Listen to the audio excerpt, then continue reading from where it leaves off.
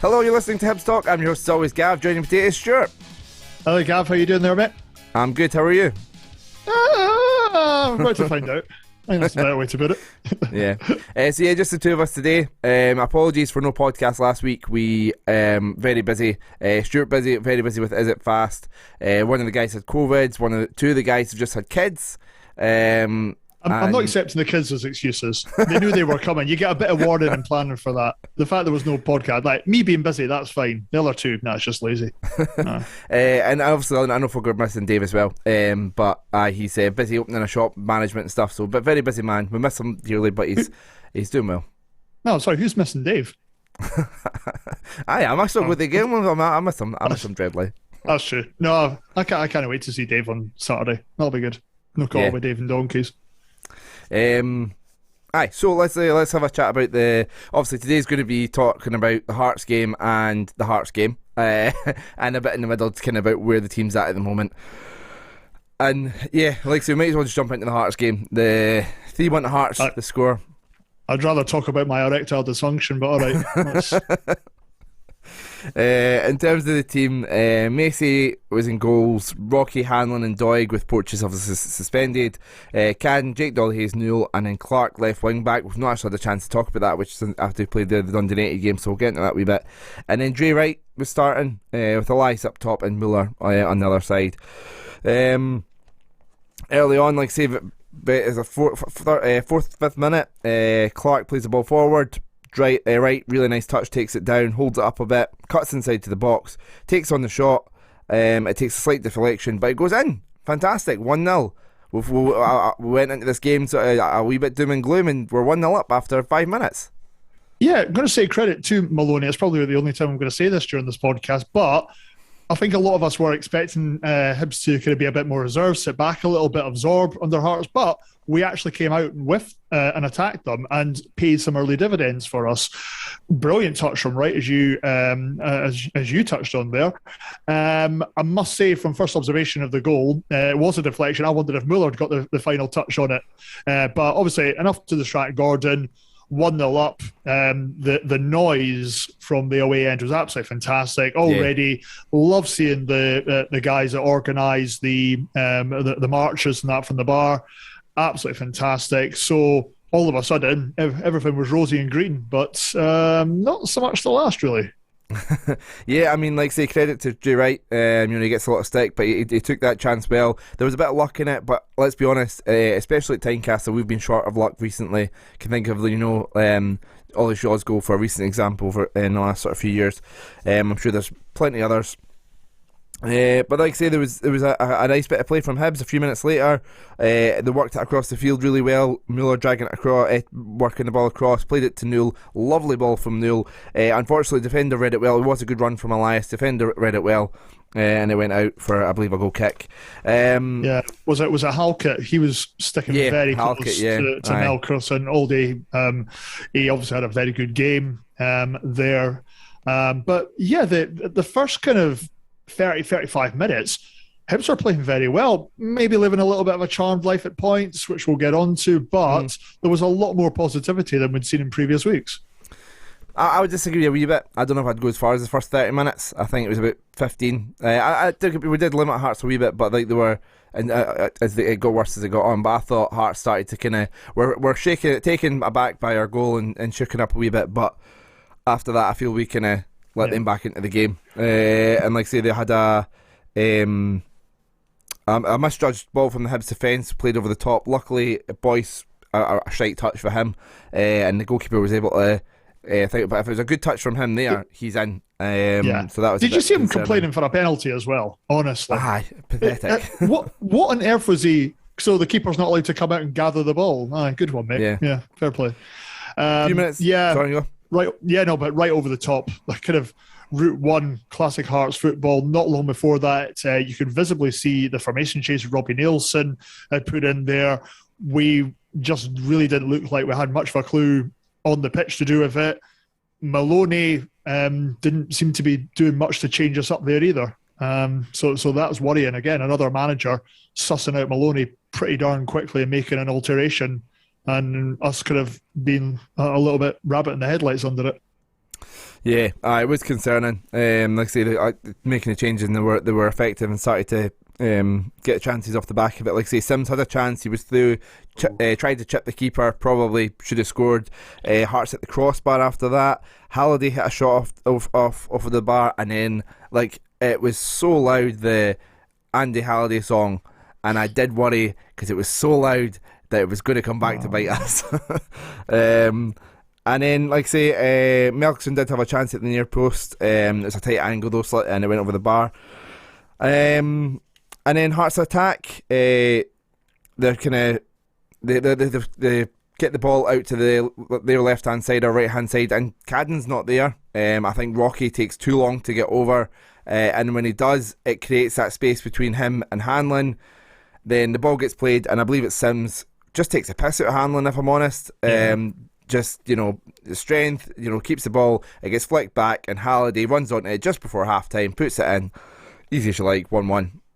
Yeah, definitely clutching at straws. Could Campbell maybe have had a free kick in the midfield before it? Probably not, but it's a derby, you shout and scream for everything. Rocky, I was pulling my hair out at him. He was just jogging back, giving him far too much space, far too much room.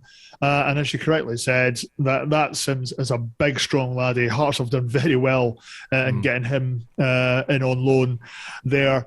And seasoned professional, Hanlon's been in these kind of battles before. He's had to be up against big, strong centre forwards, and he's absolutely ragdolled about the place by him. Hanlon has to be a lot stronger there, and eventually it's a very, very weak flick kind of clearance from Hanlon that just falls right into the path of Scottish Cup winner Andy Halliday, and he just smashes it in. Maybe again, bit of luck, it hits the inside of the post. Another day it's hitting the outside, or it's going out, or it's going back out somewhere where we can maybe clear it. But yeah, not what we really wanted just before half time. Kind of woke the Hearts supporters up a lot more, because they were starting to get in the back of their team. If they'd had that kind of performance where, they were spurring chances up front, they were blasting over the bar, hit the crossbar, you could have probably heard boos at half time from them. And all of a sudden, we've still got that momentum. We could have still kind of done something a little bit more, but alas, not really. Yeah, it was. I have to say, I think Hearts would have been hard done to. I hate saying this, but Hearts would have been hard done to if it was not 1-0 loss at half time. They deserved to be at the very least level. But it was concerning the fact that, like say, Robbie Nelson made that slight change, and then it started to take effect, and Maloney had no answer for it. And it got worse in the second half. Just after the second half, it was Kingsley at the back post, Haring with the ball all the time in the world to pick it across. So much better. No one getting anywhere near him. I think Elias was the nearest one. It's like, well, why is that our striker the nearest one to him? Puts in the ball, picks out, sees the run, picks out Kingsley, and he puts it in at the back post. Just concerning how much space and time he was getting. Yeah, that's it, mate. It was exactly space and time. And it's shocking. We're in the final third. No one's rushing out. No one's pressuring him. It shouldn't be Elias's job to be in that kind of position. He should be the guy sitting up there waiting to break when the defence has cleared it. But good finish. I'm going to say this now. I felt really, really sorry for Macy. Concedes 3 goals in a game. None of them were his fault. He was just completely let down by the defence every time. A lot of fans, have not. I've not seen much for this game, but in general, have given Macy a stick. And like I say, I think with Dabrowski coming in and doing a solid job when he's been in, and sometimes a very good job, a lot of people are just, almost desperate for him to make mistakes, which is not nice to see. Yeah. But yeah, I thought he, other than, like I say, I think there was a corner that came in and he kind of flapped for it a bit and got nowhere near it, and thankfully that came to nothing. But other than that, I thought Macy had a good solid game and was kind of unfortunate to concede 3 goals. But like I say, we spoke about space for the cross. It's scary how a simple back heel confused so many Hibs players. They were like, right, okay, they're going to play it across that way, and then a nice wee bit of skill on a back heel flicked on Andy Halliday, so was like, I wasn't expecting him to do that. I'll just stand and watch and see what happens. And like I say, could have closed the Halliday down, give him all the time in the world, and it just it was a good shot, to be fair to him, from outside the box. Yeah. But just too much space. He could line it up and just So it's not a frustrating. surprising. It's not a surprising part of Andy Halliday's game. Of course, he can strike from distance. We all know this. Giving him that much time and space, yeah, he's going to say, well, no one's coming to me. I'm going to pick my shot here. Nice kind of daisy cutter into that bottom right corner, and that's it. What were we looking at? 55 minutes, game well and truly a bogey. We were offering nothing. Yeah, I mean, Hearts had more chances. We'll not go into the Hearts chances. I mean, if I'm a Hearts fan, I'm a bit frustrated. It was only 3-1. You know, I think, as I said on Saturday, that's they probably had the opportunity there to get a DVD making score. You know, one of the ones where you get that much goals, it's worth making a DVD over. Don't know if you still make a DVD in 2022 though. Maybe no. Digital download or a Blu-ray. Yeah, that's right. They'll have a 2-disc special soon. That's fine. Maybe maybe they were like, well, we're coming to the Hampden game in a minute. Maybe they were saving some of their goals for Saturday. But the thing that annoyed me about the rest of the game, it was like watching Hibs being down to 10 men. Like they were, you know, standing off. There was no impetus to be like desperate to score. There was no change in the way. Like there was just, it was like we were down to 10 men and we're trying to like minimise the damage rather than show a bit of fight, show a bit of desire, get back into it. Yeah. We conceded in 45 plus 1 and we absolutely crumbled. There's no good time to concede a goal. I'm going to say that for it. But when you concede just before half time, surely that's the manager's time. Right, come in, lads. This is what we're going to do now. We're changing this up. We've had a good 45 minutes looking at them. They're not going to change anything. They're on the ascendancy. So this is where it's our time to answer. It's our time to do something different. Where was it? Absolutely nothing. Baffling substitutions, absolute weakness, no fight from anybody, no ideas. Just, it's a worrying time, and I've probably been more supportive of him than some. But when Dre Wright goes off injured and we're all going, oh no, that just tells you where our season's gone. Yes. It was, I mean, like, say the injuries maybe, like, say, you know, maybe did play a part in it, but even then, I don't think, like, I know Rocky had picked up a knock and was making a few mistakes off the back of that, but still, it was just like there was no fight, there was no desire, it was just, it was so strange. I mean, the squad's a mess just now. Like, the fact that Clark came in last week, and before the game, Maloney spoke about how he would give us some pace and some drive in the final third. I'm like, this is a centre-back who can play right back. And we're having to put, I'm like, don't get me wrong, he done well and he took his goal well. But this is a guy that we're having to play at left wing back because, you know, we don't have any other attacking options. And we're having to rely on a centre-back to be our attacking threat. It is ridiculous the state this squad is in. Yeah, we've never seen a season like it with regards to injuries. And I still think that we are having to deal with previous managers signing policies and things like that. Even some of the guys that came in during the last window, I don't know how many of these were ones that Maloney went, yeah, this is definitely who I'm after. This is what's going to help transform my squad. I think a lot of these guys were already signed, and now they're just Maloney's problem to deal with. We've already heard rumour that he sat down and spoke with signing targets for the summer window. But what's happening with that, we don't know. Is he going to get that long? I'm not kind of setting my pitchfork on fire and going for a Maloney hunt right now. But he's not got a lot of fans on side right now, let's be fair. I mean, that's the thing. We've heard this word rebuild thrown about a lot, and a big summer rebuild, and you know, and I'm sure we'll do a podcast in the coming weeks about who we'll write down all the names and we'll go who's going to go, who's going to stay, who deserves to go, who deserves a new contract, who do we need to try and offload, what positions. We'll do all that in the coming weeks. But like they're talking about this rebuild, and it's like, are the players there that bad? But like, yeah, but like injury, you mentioned injuries are really bad, and the fact that with Sol Boyle never replaced them, that's not on Maloney. Jasper is a 19-year-old. He's going to be hot and cold, which is fine and it's acceptable. He's not going to be the finished article every week. He's going to have defences that figure out how to keep him quiet, and he's going to have to figure out how to do something different. That's what happens when you're a young player. That's why you don't expect young players to be the solution. You expect them for a bit of impact. So, like, in terms of this rebuild, and you mentioned there, you don't want to be a Maloney out and a Maloney pitchfork and stuff. I get that. Let's put ourselves in the mind of Ron Gordon, though, the money man, and the people in charge and stuff. Are they going to, after one win in 13 league games, yes, you can caveat all these sort of stuff, but are they going to feel confident giving all this money to Maloney for a rebuild when the fans are already against them?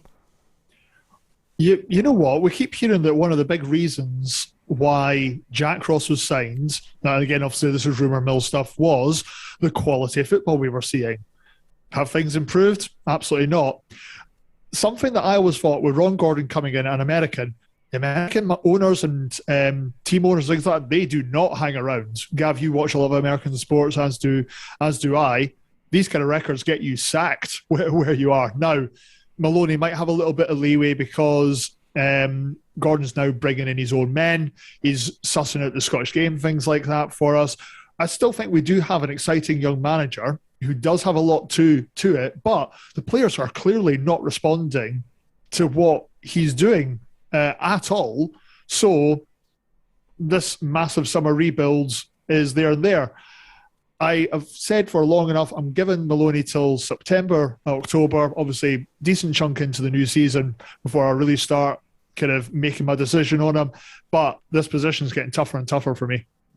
Yeah, I'd originally sort of said, and I'll try and stick to it. It was like February or something. I says I'll give him until this time next year. So February 2023, because then he'd have 2 windows and time to kind of implement his ideas and stuff. You're like you, mate. You're getting 6 more months than I'm getting.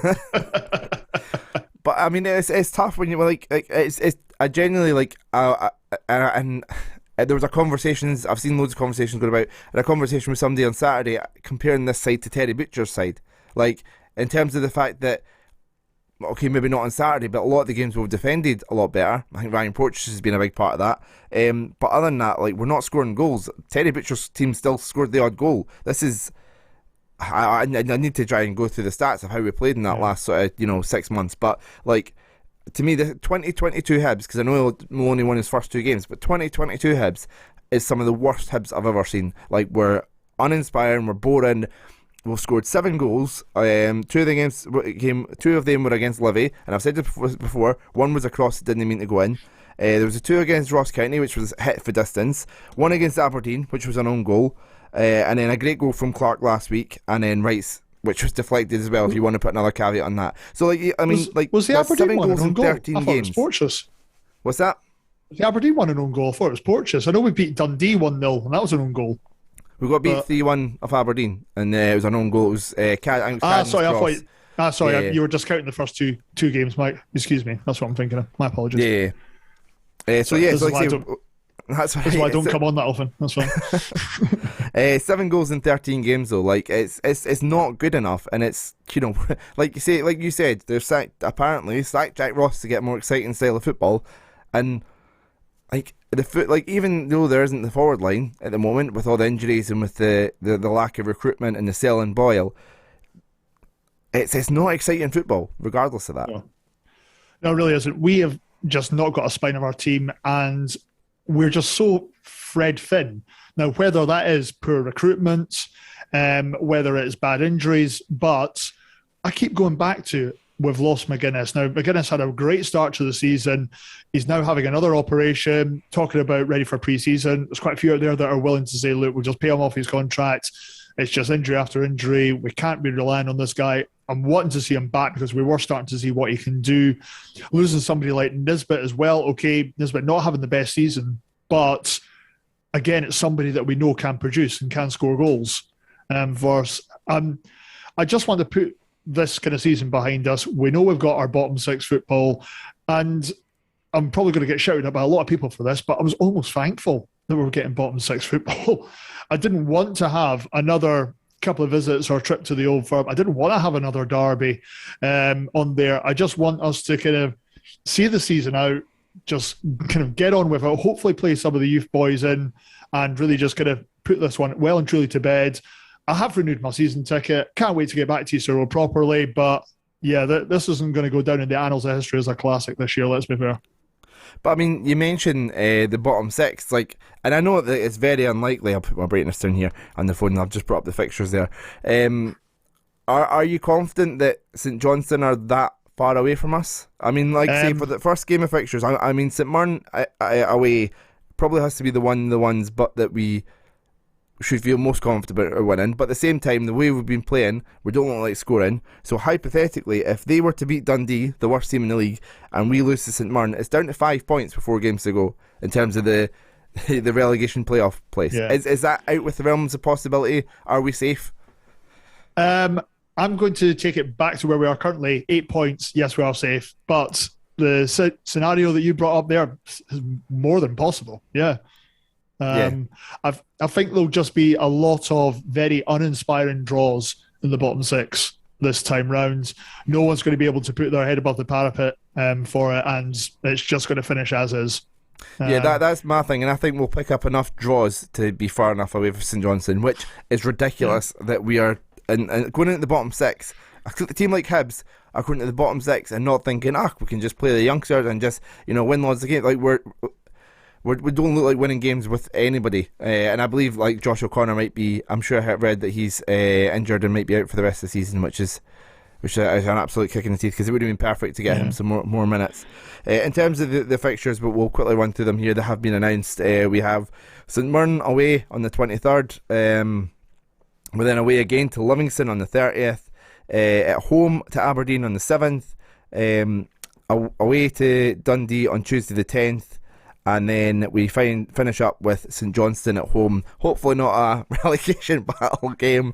Hopefully we're all good by then. I can imagine Hallberg scoring in the last minute to send us to the relegation playoffs. Imagine. Oh, I enjoyed the relegation playoffs last time. That was fun. Yeah, I bet we'd get something like Partick as well. A good mate of mine's a Partick fan. He would absolutely eat that up. No, I can genuinely see from the last 5 fixtures there, we'll pick up 5 points. We'll be fine. Yeah, we'll that's what I'm saying. I think I don't know if we'll pick up 5, because that probably requires a win, and I can't see a win with the way we're playing at the moment. 5 draws, perfect. Sorry if that sounds negative, but I just go by off evidence of what I've seen, and I've seen no evidence to change my mind. I'm surprised we've got Livy away. Actually, have we not played them away twice already this year? I'd have to double check the head-to-head with Livingston, but I'll check that in a minute. But yeah, it's only 2 home games, which is disappointing, but it's one of those things. It's 5 games. It's always going to be 2 at home and 3 away, or 3 at home and 2 away. It's always going to swing one way or another. I do remember at one time that we played. I want to say it was top 6, which probably makes it even rarer. But by going by the previous fixtures, we would have been due, as in obviously kind of home away. So I think we would have been due 4 home games, and we ended up only getting 2. It was something really stupid. Like, I can't even remember what season it was, but the split's stupid. Should get away with it. Aye. I'm not. It's been a fun experiment for a while. Like, I live down south, and this time of year, every year, I need to sit down and explain to somebody from England what the split is.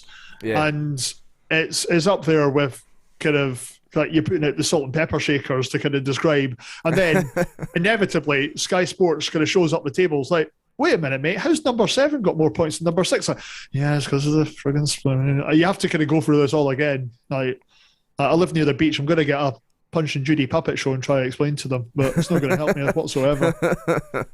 It's crazy. I mean, like I say, folks say it all the time, extend the league and get rid of it, but it'll never happen. Nah. And more do away with all firm games. Yeah. So I think it was ridiculous that Rangers. I know there's probably reasons behind it, but I don't think you can justify it. The fact that Rangers St Mirren was the chosen game this weekend and not Hibs and Hearts for Sky, that is ridiculous.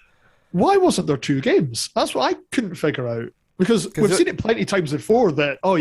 Celtic are the Saturday game and it's kind of 12:30, and Rangers are the Sunday game. This is me speculating, but it was a busy weekend in the Premier League. I know Sky had a few games for that, including obviously Liverpool, Man City Liverpool, and the F1 as well, and then had the Masters. So I don't know if it was just like, we don't have space for it, but it was ridiculous. It's ridiculous. Hibs Hearts should be on telly. Like, the games are always sold out, so it's not like they're keeping people away for buying tickets. They're always going to be sold out. ridiculous. It should be on telly. Last time there was a Saturday 3 o'clock for a derby, 2006. Really? So it's been a while. Yeah. Yeah. I didn't know that. I read that somewhere, but yeah, I'm not that clever. You should have just owned that and be like, yeah. I remember. Yeah, I'm an encyclopedia of Hibernian knowledge. Would explain a lot. Yeah, just a broken memory. File not found. Yeah. So I mean, I guess say, how do we turn this round? You know, like we kind of do we just pin the rest of the season and obviously starting with Saturday on, you know, these young laddies like Elias and Jasper and hope they perform and see what happens, or is there does Maloney, like we've said this before, if he's going to do his big rebuild, what's the point in sticking with this system that isn't working? Get back to basics. Yeah, no, totally. All these players are going to go anyway. There's not a lot of confidence in the camp right now, whether that's the supporters or the actual players for it. But I'm going to be positive. I'm seeing Saturday as a well and true free hit. We're going in like we did to the last semi-final. We weren't confident going up against Rangers. We're not going to mention who's got a hat-trick for us because that's just going to make me even more depressed. But let's just go at them. I don't see why not. Let's just... One, it's going to be an absolute classic of a good day out round by 90 minutes of football. But I'm looking forward to being on the supporters bus, seeing my dad, catching up with all you guys. Let's make an absolute free hit and go at them. Yeah, that's what I'm wanting. Like, I do truly believe, like, you've seen that on Saturday. Like, we've been playing awful, and you heard how loud the fans were.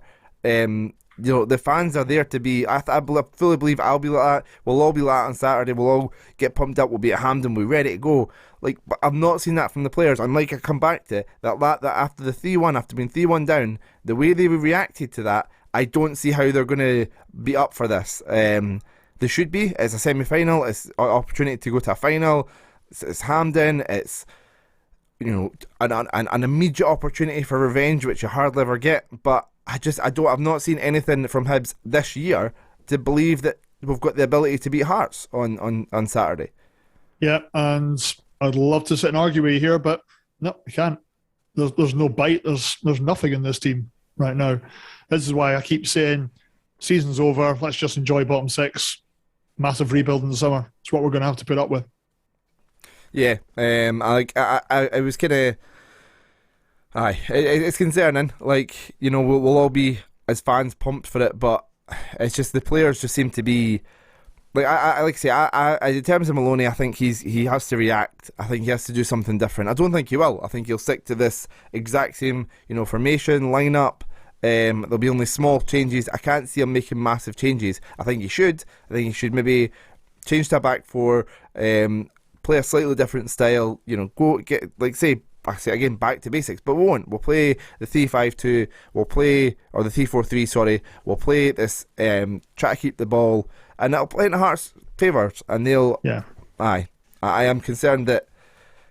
come on, say something, Stuart. Be positive, get me excited for Saturday. Ryan Porteous is back. There we go. Right, so we're not conceding 3, we're only conceding 2. Exactly. Put your money on a red card, people. There you go. There's a bookie's tip from Stuart. Oh, he's got to be on his best behaviour after recent stuff, surely. And a brother beating's the ref, so we get to shout a lot of abuse at him. I always enjoy doing that. But yeah, so what's your score prediction for the game? You know what? I'm going to go completely against my absolute brain here and say it's going to be 2-0 Hibs. We're going to be having a massive party in Hampden, and I'm going to have an amazing weekend up in Edinburgh. That's what I'm saying. But more realistically, I think it's going to be like 3-1 Hearts again. I'm going to go 1-1, and we'll hold on, and we'll take it to penalties, and then who knows what could happen. That's it exactly. Aye. So yeah, penalties is what my prediction. Which I can take it. I can't imagine anything worse than penalties against Hearts at Hampden in the semi-final. The final would be worse, but semi-finals no much worse. But aye, it's going to be a tough game. But yeah. Anyway, let us know your score predictions at HFC Talkland. So anyway, how was your weekend, Stu? Like, so we're going to just start, but I thought it'd be good to just get into the meat of the game. How was your weekend? Well, minus what we were going to actually talk about. It was really good. I was in London. Went to Kentish Town to see punk rock group Less Than Jake, who have been going around many, many years now, but the lads are still absolutely fantastic. Coming off a very, very good album, so it was brilliant to see them and a couple of excellent support bands as well. Nice. Which was really enjoyable. What about yourself, Gav? You've been watching a lot of the wrestling recently, haven't you? Yeah, like I say, the weekend before WrestleMania plus all the other sort of shows that go around it, I am a bit of a, I don't know what the term would be, but yeah, I was watching WrestleManiac. There you go. I was watching GCW, AEW had obviously the Rampage and stuff. Ring of Honor had Supercard of Honor, which was probably the best show of the weekend. So like I said, it was obviously the weekend before. And then this weekend, a bit more chill. I was working just a couple of short shifts, but working the weekend. Managed to see my best mate and his wee one. Three went for a walk with him and their dog, which was lovely. It's crazy. Just like every time you see her, she's just becoming more and more of a human, and more mannerisms of her mum and dad, and it's crazy just to see. And it's like, this is a guy that I got drunk and went to Manchester to see Green Day when he came up to my flat in Dundee and drank absinthe and was absolutely wasted, and I'm like, this guy's a dad and looking after this wee human and doing a good job of it, and it's really scary to see that. It is. I've got a few pals like that as well, and you see them with a baby. It's like, where did you get that baby? Does the owner of this child know you? Oh no, it's yours. It's fine. Yeah. So yeah, I think we're the still want to try and pretend to be young, irresponsible ones in our groups, aren't we, Gav? Because neither of us have got kids. But it's nice that other people are breeding. Kind of keeps the planet going. Well done. But I've seen more season ticket holders. Yeah.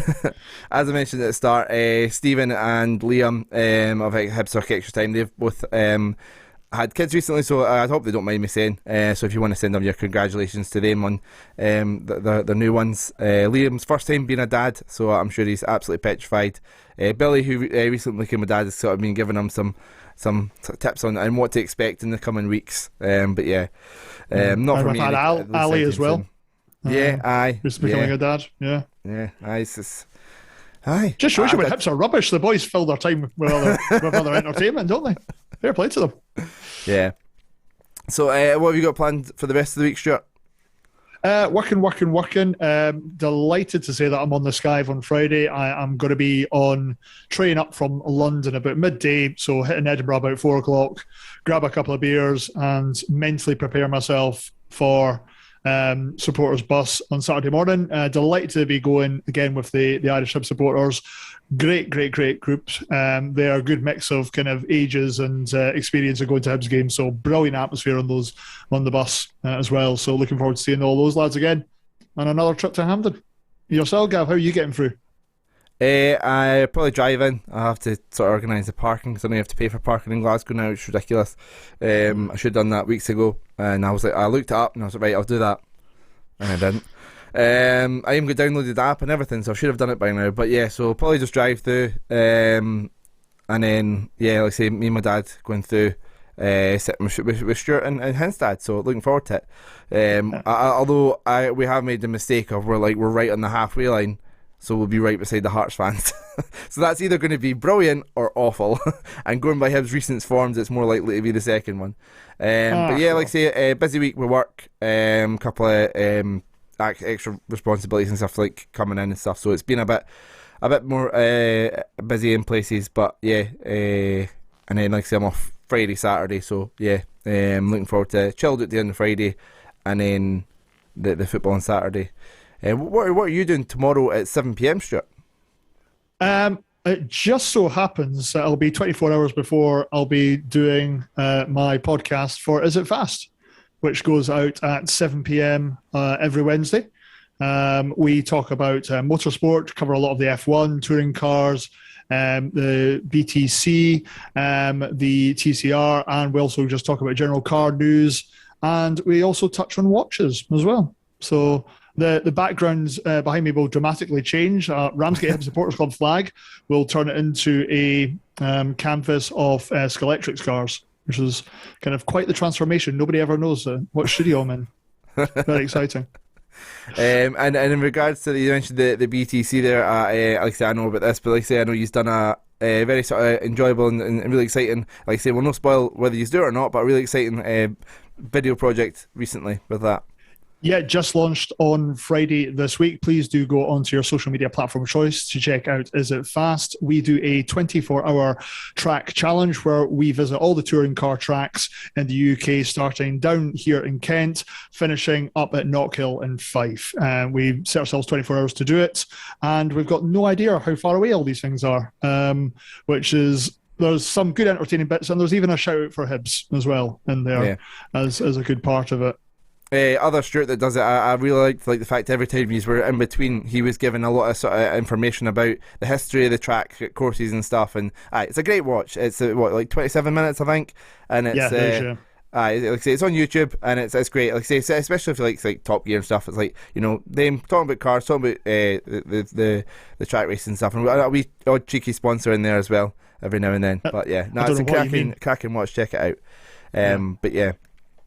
A little bit of behind the scenes, if you don't mind, Gav. Yeah, sure. At one point, it actually coincided with the Hibs away game to Arbroath in the Cup, and we're driving up. I was able to watch it on my phone via the BBC app, and when Nisbet scored his goal, I shouted quite loud because it was quite the finish on it, and I shouted really loudly, and the driver Stuart absolutely crapped himself. We swerve over the road a little bit. That didn't make the final footage of it, surprisingly, but Stuart wondered what the hell was going on, and then I had to explain to him that Hibs were 2-1 up, and he just wasn't really happy with that answer. That's why he gets for being a Kilmarnock fan. He doesn't understand exactly. Exactly.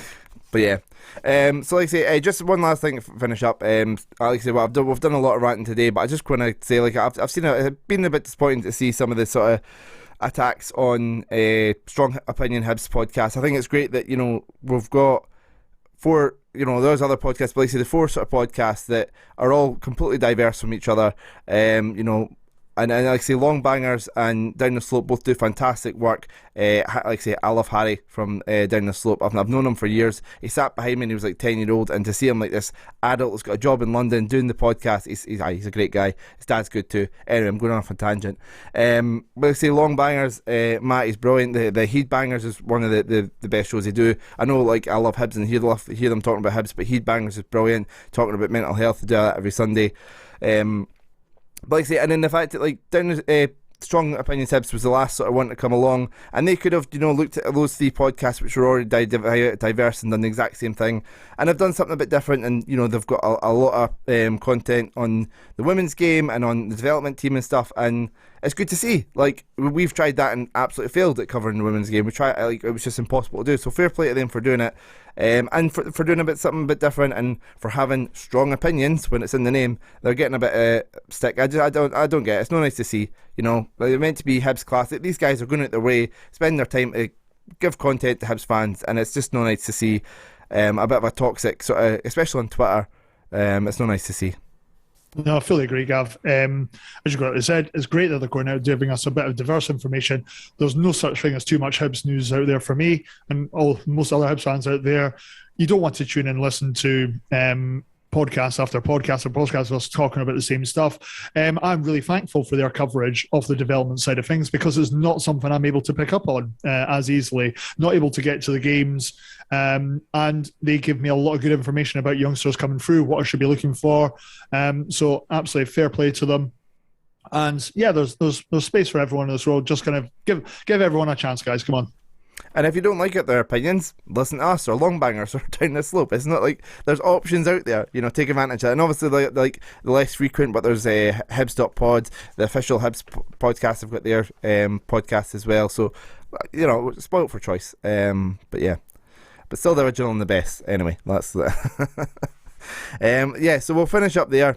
Follow us at HFC Talk, and like I say, enjoy the game on Saturday. Sorry we've been a bit negative, but what do you expect when, you know, we've been playing the way we have been and Hibs have been the way they have been? But like I say, hopefully I've been waiting to write, you know, I've been waiting to title an episode. This isn't it, but we've been waiting to title an episode. Finally clicked for Maloney, and that hasn't came yet, so hopefully Saturday's a start of that. But yes, like I say, follow us at HFC Talk.